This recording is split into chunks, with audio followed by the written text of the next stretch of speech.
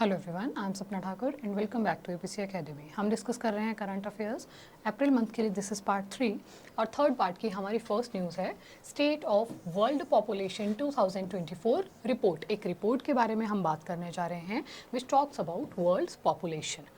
इस रिपोर्ट को पब्लिश किसने किया है? इसको रिलीज़ किया यूनाइटेड नेशन पॉपुलेशन फंड्स ने। और इस रिपोर्ट के द्वारा कहा गया कि इंडिया जो है वो विश्व में सबसे अधिक जनसंख्या वाला देश बन चुका है। अगर भारत की जनसंख्या देखें तो 144.17 करोड़ एस्टिमेटेड पॉपुलेशन है जो वर्तमान में भारत में उपस्थित है। तो भारत हो गया फर्स्ट पर। सेकंड पर कौन सी कंट्री है? सेकंड पर है चाइना विद 142.5 करोड़ पीपल। उसके बाद अगर हम इंडिया की पॉपुलेशन की बात करें, इंडिया की पॉपुलेशन आने वाले 77 ईयर्स में डबल हो जाएगी। हम ये ट्रेंड देख रहे हैं आजकल के एग्जाम्स में, ऐसे स्टेटमेंट में क्वेश्चंस हमें देखने को मिल रहे हैं। तो कितने वर्षों में भारत की पॉपुलेशन डबल हो जाएगी? In coming 77 years. 68% जो भारत की पॉपुलेशन है वो लाई करती है 15 से 64 ईयर्स के एज ग्रुप में। इस तरह के क्वेश्चन तो इसी वर्ष का जो एचएस एग्जाम हुआ था उसमें हमें देखने को मिले थे कि भारत का कितना प्रतिशत कौन से एज ग्रुप में लाई करता है, कितना प्रतिशत ओल्ड एज है, लाइक दैट। तो 68% लाई करता है 15 से 64 ईयर्स में और 26% लाई करता है 10 से 24 ईयर्स वाले एज ग्रुप में। इंडिया के अगर टोटल फर्टिलिटी रेट की बात करें तो वो है वर्तमान में 2.0। फर्टिलिटी रेट क्या होता है कि अपने रिप्रोडक्टिव पीरियड में एक वुमेन कितने बच्चों को पैदा करेंगी, तो वो है 2। जो रिप्लेसमेंट रेट है वो है 2.1, यानी कि 2.1 से ज़्यादा आपका फर्टिलिटी रेट नहीं होना चाहिए। तो this is good for us. और भारत की अगर हम लाइफ एक्सपेक्टेंसी की बात करें तो 71 है पुरुषों के लिए और 74 है वुमेन्स के लिए। ये बात करती है वर्ल्ड पॉपुलेशन रिपोर्ट। भारत में सेंसस ऐसे तो हमेशा 10 वर्षों बाद होता था, बट 2020 में कोविड के कारण वो सेंसस नहीं हुआ जो 2021 में होना था, और अब वो इतने समय से बस पेंडिंग ही चल रहा है। होपफुली जब न्यू सेंसस हमारा आएगा तो हमें एक्चुअल डाटा इंडिया की पॉपुलेशन का देखने को मिलेगा। नेक्स्ट न्यूज़ हमारी है विमेन सेक्टर से ही related. Women representation in STEM is very low. STEM में महिलाओं का प्रतिनिधित्व बहुत कम। अगर हम स्टेम की फुल फॉर्म की बात करें, सबसे पहले तो स्टेम क्या होता है? Stem stands for science, technology, engineering and mathematics, यानी कि इन 4-5 फील्ड्स में महिलाओं की पार्टिसिपेशन हमें कम देखने को मिलती है।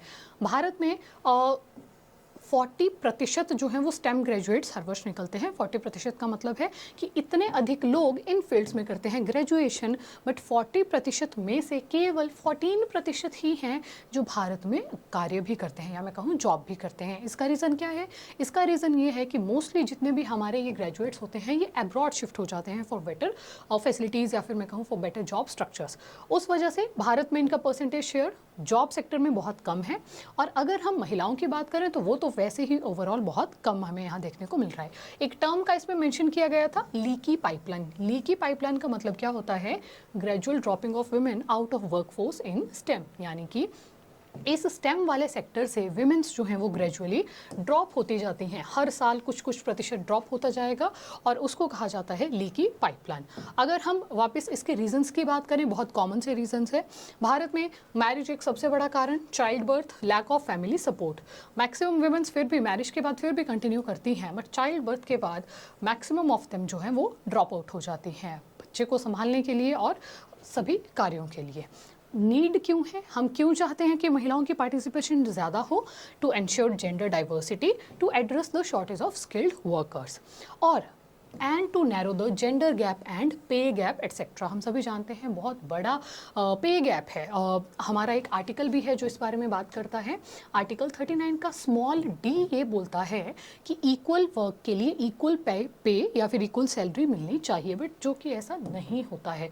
पे गैप भारत में बहुत बड़ी एक प्रॉब्लम है जो देखने को मिलती है। महिलाएं पुरुष चाहे सेम सेक्टर में सेम वर्क ही क्यों ना कर रहे हों, but if it is private sector तो हमें ये वेरिएशन देखने को मिलती है। आगे चलते हैं। नेक्स्ट न्यूज़ हमारे पास है एक मिलिट्री एक्सरसाइज जिसका नाम है dust lake 2024, joint military exercise between India and Uzbekistan. Uzbekistan central Asia की कंट्री है। अगर हम मैप में पहले उज्बेकिस्तान ही देख लें तो देखिए एशिया में, जैसे कि मैंने कहा, सेंट्रल एशिया में 5 स्थान कंट्रीज हमें देखने को मिलती हैं, जिनमें से जैसे कजाकिस्तान हो गया, किर्गिस्तान है, तजाकिस्तान है, तुर्कमेनिस्तान है, और 5वां देश कौन सा है? उज्बेकिस्तान। भारत और उज्बेकिस्तान के साथ होती है डस्ट लेक एक्सरसाइज 2024। और अगर हम उज्बेकिस्तान का बॉर्डर देखें तो देखिए कजाकिस्तान के साथ शेयर हो रहा है, यहाँ से ये पूरा बॉर्डर ये शेयर कर रहा है कजाकिस्तान के साथ। देन किर्गिस्तान के साथ इसका बॉर्डर शेयर होता है, तजाकिस्तान के साथ बॉर्डर शेयर कर रहा है, एंड ऑल्सो विद तुर्कमेनिस्तान। सभी स्थान कंट्रीज़ के साथ ये अपना बॉर्डर शेयर करता है। उज्बेकिस्तान की जो राजधानी है उसका नाम है ताशकंद। और अगर आपको ध्यान हो, ताशकंद में ही हमारे second prime minister of India Lal Bahadur Shastri ji के निधन हुआ था, या हम कहें हत्या हुआ था, हत्या हुई थी ऐसा तो प्रमाण हमें उतने ऑफिशियली देखने को नहीं मिलते हैं, बट यस उनका निधन हुआ था उज्बेकिस्तान की राजधानी ताशकंद में। यहाँ पर आप एक वाटर बॉडी भी देख पा रहे हैं, अराल सी भी जो है वो इसके बॉर्डर पर ही लोकेटेड है। एंड वेरी इंपॉर्टेंट, यहाँ आप एक मेजर वाटर बॉडी देख पा रहे हैं जिसका नाम है कैस्पियन सी। कैस्पियन सी विश्व की सबसे बड़ी सैलाइन लेक है।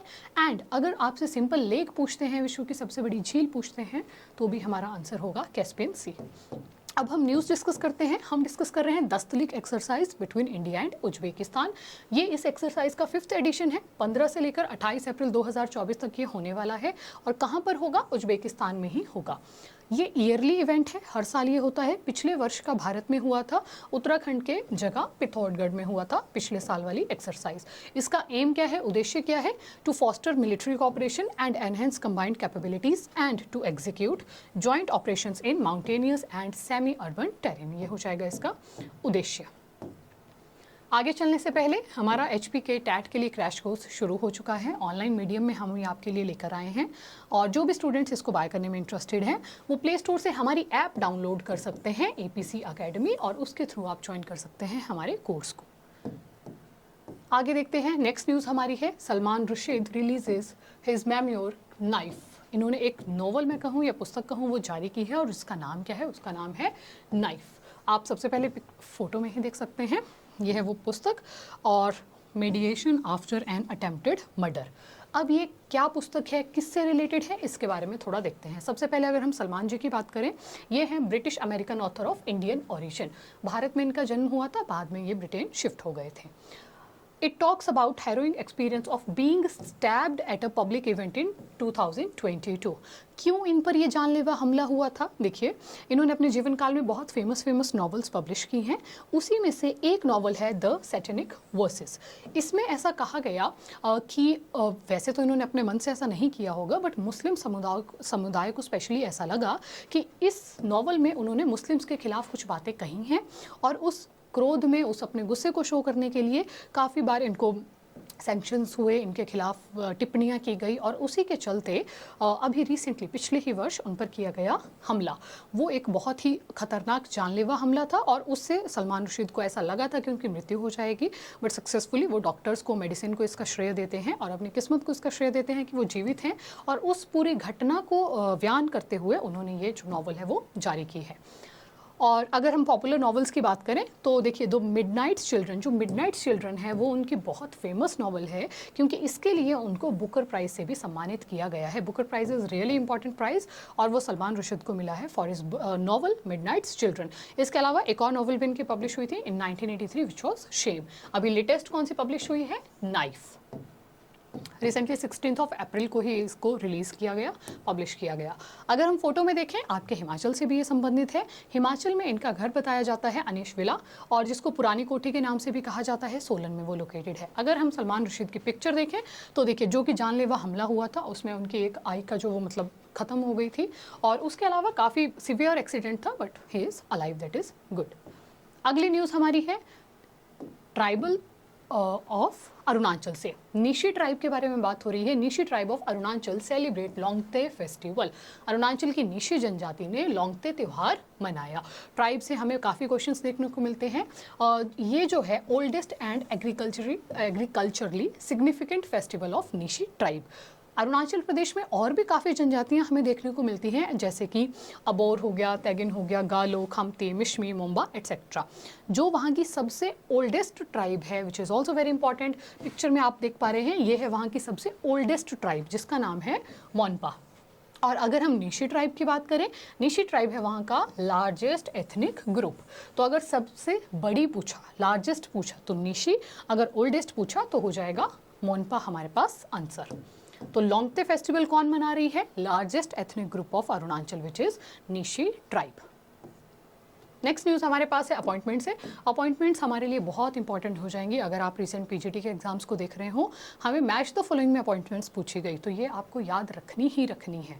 हमारे पास है अहमद अब्दुल्ला अल अहमद अल सबा, न्यू पीएम ऑफ कुवैत। ऐसे ही मैच द फॉलोइंग करके पूछा गया कि पर्सन पीएम बना है, प्रेसिडेंट बना है, फाइनेंस मिनिस्टर बना है और वट एवर इट इज़। तो आपने याद रखना है ये बने हैं कुवैत के नए पीएम। अगर हम कुवैत की लोकेशन देखें, अरब नेशन है, अरेबियन कंट्रीज है। देखिए यहाँ पर आपके पास पड़ता है दिस इज कुवैत, और कुवैत के साथ आपको साथ में दिख रहा है सऊदी अरेबिया है। यहाँ पर बहुत छोटी सी कंट्री है जिसका नाम है बहरीन। जितना इनका साइज छोटा है उतनी ही बड़ी इनकी इकोनॉमी है। बहुत रिच कंट्रीज हैं, और किस वजह से रिच हुई हैं? ऑयल प्रोडक्शन के कारण। उसके बाद कतर है, यूएई है, ओमान हो गया, and this is Yemen over here. तो कुवैत कहाँ लोकेटेड है? यहाँ पर है कुवैत, और ये बने हैं कुवैत के new prime minister. Next news है हमारे पास, अगेन अपॉइंटमेंट से ही है। Kristalina Georgieva reappointed as IMG managing director. यहाँ पर होना था IMF managing director. Kristalina Georgieva को IMF के प्रबंधक निदेशक के रूप में फिर से नियुक्त किया गया। IMF में MD जो है वो सबसे ऊंची पोस्ट है। इससे पहले भी यही MD थी, और दोबारा से इनको रीअपॉइंट किया गया है इनके कार्यकाल के लिए। बहुत इंपॉर्टेंट ही न्यूज़ है हमारे पास। 5 साल का इनका कार्यकाल रहेगा। कब से शुरू होगा? 1 अक्टूबर 2024। ये प्रश्न हम पहले भी देख चुके हैं कि जो इंटरनेशनल ऑर्गेनाइजेशन है उनके हेड की कंट्री पूछी जाती है कि वो कौन से देश से संबंधित है। तो जो क्रिस्टलिना है वो कौन सी कंट्री से संबंधित है? यूरोप के एक कंट्री बुल्गारिया से वो संबंध रखती है। अगर हम IMF की बात करें, विच stands for international Monetary fund, इसकी स्थापना हुई थी जुलाई 1944 में, और इसके हेडक्वार्टर्स लोकेटेड हैं USA में, न्यूयॉर्क में। और कितने देश हैं? 190 मेंबर कंट्रीज IMF में हैं वर्तमान में। इंडिया इसके फाउंडिंग मेंबर्स में से एक था। क्रिस्टलिना जॉर्जीवा आपने याद रखना है, बुल्गारिया से ये संबंधित है। मैप में अगर हम बुल्गारिया देख लें, आप लोगों को बेटर दिखे उसके लिए मैं थोड़ा जूम इन कर देती हूँ चाहे पहले। देखिए यहाँ पर है बुल्गारिया। बुल्गारिया की कैपिटल हो जाएगी सोफिया। और किसके किसके साथ बॉर्डर शेयर होता है? ऊपर हमारे पास है Romania, then we have Serbia, and then we have North Macedonia, और इस तरफ से उसके साथ बॉर्डर शेयर हो रहा है ग्रीस का। ये 4 देश हैं जो जो बुल्गारिया के साथ अपना बॉर्डर शेयर कर रहे हैं from this side. Next news है हमारी, Jonathan Christie wins men's single title. Again same question हमें देखने को मिला कि men's single title, I think I am forgetting कि जापान ओपन में पूछा था कि किस में पूछा था, but there was a question कि मेंस सिंगल टाइटल किसने जीता, कोई ओपन से संबंधित था। तो जो एशियन बैडमिंटन चैंपियनशिप है उसका मेन सिंगल का टाइटल जीता है जॉनथन क्रिस्टी ने। कौन सी कंट्री से बिलोंग करते हैं ये? He is an Indonesian player. और इन्होंने किसको हराकर ये खिताब जीता? तो इन्होंने चाइना के ही पर्सन ली शीफेंग को हराया, और फिर इन्होंने ये खिताब जीता। और हुआ कहाँ पर? इवेंट कहाँ पर हुआ? इवेंट हुआ चाइना में ही। ये तो मेंस में मेंस सिंगल टाइटल के विनर है। विमेन सिंगल टाइटल की विनर कौन है? तो चाइना के ही वांग जी ही हैं विमेन सिंगल टाइटल की विनर। नेक्स्ट न्यूज़ है हमारे पास, Stefanos Tsitsipas won Monte Carlo master title for 3rd time. Again sports से इसी तरह से आपको न्यूज़ थोड़ी सी क्रैम करनी पड़ती है कि किसने कौन सा किताब जीता। तो एक हमने जस्ट अभी पढ़ा, और उसके बाद नेक्स्ट न्यूज़ वी हैव कि जो स्टेफानोस हैं उन्होंने जीता है मॉन्टे कार्लो मास्टर्स का title for the 3rd time. अगली न्यूज हमारी है एवी विगडर्सन विंस ट्यूरिंग अवार्ड। बहुत इंपॉर्टेंट अवार्ड हो जाएगा अगर हम ट्यूरिंग अवार्ड की बात करें। क्या चीज़ होती है Turing award? Is often called Nobel prize of computing. जो एवी विगडर्सन हैं ये कंप्यूटर के एंड मैथमेटिक्स के बहुत बड़े स्कॉलर हैं। और देखिए इनको जो ट्यूरिंग अवार्ड मिला उसको बोला जाता है Nobel prize for computing. And 2021 में इनको एबल प्राइज से भी सम्मानित किया गया था। ये काफ़ी बड़ी अचीवमेंट इनकी लाइफ की हो जाती है। एबल प्राइज क्या चीज़ है? एबल प्राइज होता है हाईएस्ट ऑनर इन मैथमेटिक्स। अब देखिए he is the only person ever to win both the awards, यानी कि जिसको कंप्यूटर की फील्ड में भी सबसे उच्च खिताब मिला हो, मैथमेटिक्स की फील्ड में भी सबसे उच्च खिताब मिला हो, वो बने हैं इजराइल के, जैसे कि मैंने कहा, कंप्यूटर साइंटिस्ट एंड मैथमेटिशियन। बहुत इंपॉर्टेंट क्वेश्चन आपके लिए रहेगा। पिक्चर में आपके सामने है इजराइल के एवी विगडर्सन। एक इंडेक्स से अगर हम बात करें तो Russia gets top position in world cyber crime index. Cyber crime index में ये ऐसा इंडेक्स है जिसमें कोई कंट्री फर्स्ट पे नहीं आना चाहेगा ऑब्वियसली, तो रशिया को मिला है इसमें फर्स्ट रैंक। आपका भारत कितने स्थान पर है? तो भारत को इसमें मिला है 10th रैंक। आपने ध्यान रखना है फर्स्ट रैंक आपके लिए इंपॉर्टेंट हो जाता है और आपके भारत का रैंक आपके लिए इंपॉर्टेंट हो जाता है विच इज़ 10th। अगर हम देखें आज की वीडियो से आपके लिए प्रश्न क्या आपको कितना प्रतिशत याद रहा। पहला प्रश्न है हमारे पास, what percent of population lies in 15 to 64 age groups in India. Bharat में 15 से 64 वर्ष की आयु में कितनी जनसंख्या का प्रतिशत है? हमारे ऑप्शंस हैं 65, 67, 68 या फिर 73। राइट आंसर हो जाएगा option number C, 68% of population lies in 15 to 64 age groups. अगला प्रश्न हमारा है, the M in STEM stands for. हमने स्टेम के फुल फॉर्म पढ़ी थी, कुछ पर्टिकुलर सब्जेक्ट से रिलेटेड था और हमसे पूछा जा रहा है इसमें एम का अर्थ क्या है। हमारे ऑप्शंस हैं मेडिसिन, मैथमेटिक्स, मैनेजमेंट या फिर मार्केटिंग। राइट आंसर हो जाएगा ऑप्शन नंबर बी, मैथमेटिक्स। अगला प्रश्न हमारा है, the slick is a military exercise between India and which country. The slick भारत और किस देश के बीच एक सैन्य अभ्यास है? हमारे ऑप्शंस हैं ईरान, जापान, उज्बेकिस्तान या फिर तुर्कमेनिस्तान। राइट आंसर है ऑप्शन नंबर सी, उज्बेकिस्तान। अगला प्रश्न हमारा है, which of the Salman Rushdie novels won him a Booker prize.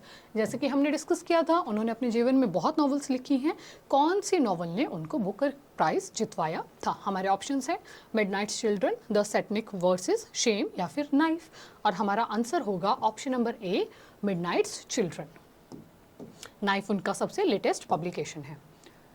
Next question is, Nyishi is the largest tribe of which state. Nyishi किस राज्य की सबसे बड़ी जनजाति है? हमारे ऑप्शंस है असम, अरुणाचल प्रदेश, मिजोरम या फिर मणिपुर। राइट आंसर होगा ऑप्शन नंबर बी, अरुणाचल प्रदेश।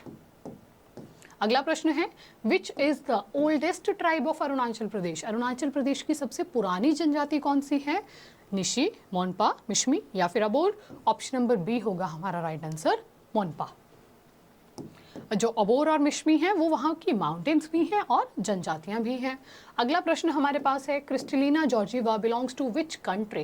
क्रिस्टलिना जॉर्जिवा किस देश से संबंधित हैं? हमारे ऑप्शंस हैं जर्मनी, बुल्गारिया, फ्रांस या फिर बेल्जियम। ऑप्शन नंबर बी है राइट आंसर, बुल्गारिया से वो संबंध रखती हैं। IMF के हेडक्वार्टर्स कहाँ पर हैं? न्यूयॉर्क, USA में। अगला प्रश्न है, in which year the International Monetary Fund was established. हमारे ऑप्शंस हैं 1944, 45, 46 या फिर 47। ऑप्शन नंबर ए हो जाएगा राइट आंसर, जुलाई 1944 में स्थापना हुई थी IMF की।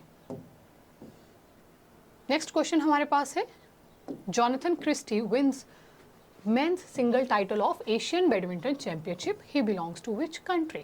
जॉनथन क्रिस्टी ने एशियन बैडमिंटन चैंपियनशिप का पुरुष एकल का खिताब जीता है और वह कौन से देश से संबंधित है? हमारे ऑप्शंस हैं चाइना, साउथ कोरिया, इंडोनेशिया या फिर जापान। और राइट आंसर होगा option number C, Indonesia. Indonesia जो है वो विश्व का सबसे बड़ा द्वीप समूह भी है, उसको आर्किपेलागो बोला जाता है इंग्लिश में। It is the largest archipelago in the world. आप लोगों के लिए जो आज का प्रश्न रहेगा, which country topped the world cyber crime index. विश्व साइबर अपराध सूचकांक में कौन सा देश शीर्ष पर रहा है? हमारे ऑप्शंस रहेंगे इंडिया, चाइना, रशिया या फिर जापान। इसमें मैं आप लोगों के लिए एक हिंट दे रही हूँ। इंडिया का रैंक है 10th आपने बताना है फर्स्ट रैंक कौन सी कंट्री का इसमें रहा है। This was all for this video. Thank you so much for watching. अगर आपको वीडियो अच्छी लगी हो तो हमारे चैनल को लाइक करें, शेयर करें और सब्सक्राइब करें। Keep smiling, keep watching.